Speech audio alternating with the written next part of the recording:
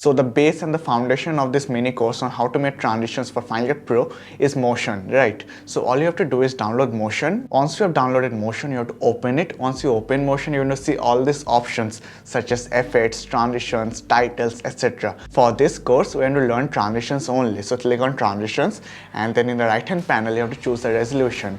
Again, if you choose 1080p, you can use it in 4K also. It is totally up to you, but in this case, we're going to choose 1080p only, and for the frame rate we're going to choose 24 fps because that is what most people use. Again, this doesn't mean that 1080p transitions won't work in 4K footages in Final Cut Pro. This only means that if you use any kind of external footages such as overlays or something else which is in 1080p, then in 4K timeline in Final Cut Pro that will be a little bit of lower quality. That is it. Other than those, it is pretty much same, and most of you guys will not recognize the difference at all.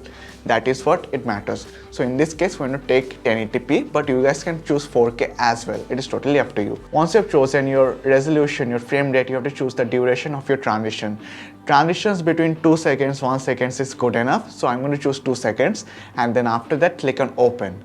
Then you have to learn the interface of this motion, right? This is one of the most important factors, because if you don't know the interface well, making a transition will be a little bit of a headache. So I'll teach you guys about the interface of motion in the next one.